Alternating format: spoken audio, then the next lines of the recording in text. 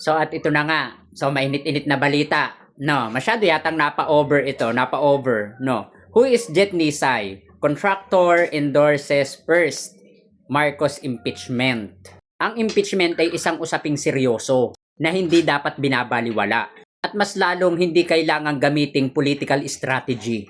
Kapag ang nag-aakusa ay may sarili ding issue na kailangang sagutin, OA yon, OA. Sa mga hindi po nakakakilala dito kay Jet Nisay, isa po siya sa 8 na kontraktor na pinapakasuhan. Patungkol nga dun sa issue ng korupsyon. Ikaw na mismo ang nagpahiya sa iyong sarili. Hindi man lang kayo humanap ng isang tao na pwedeng mag-file ng kaso na impeachment kay PBBM. Talagang ikaw pa nasangkot sa issue ng korupsyon na pinapakasuhan. Hindi para sa taong bayan niyang iyong proclaim. Yan ay para iwasan o makaiwas sa issue na kinasasangkutan mo na dapat ay nagpapaliwanag ka o sinasagot mo. Yan ang dahilan. Kaya ka nag-file ng ganan at nag-endorse ka ng mga impeachment na Chenny Lin, Chenny Su. Hindi halata.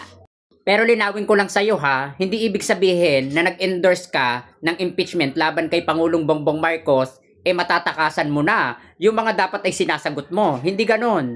Well, parang sinagot mo na lang din na talagang involved ka dun sa issue na yon. Kasi nga, imbis na sagutin mo muna bago ka mag-file ng impeachment, ang ginawa mo, issue by issue.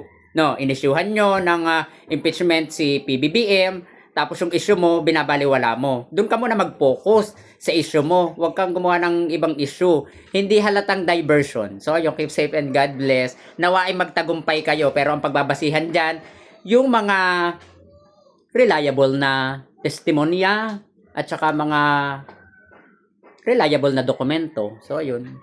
Kahit ilang impeachment, bukas naman ang Malacanang at haharapin naman niya ni PBBM sa tamang lugar at sasagutin din naman niya ni PBBM sa tamang lugar. Lahat ay nasa tamang lugar. Dapat nasa due process, hindi hinahaluan ng political strategy. So, ayun. Keep safe and God bless. Nawa ay magtagumpay kayo sa inyong katangahan.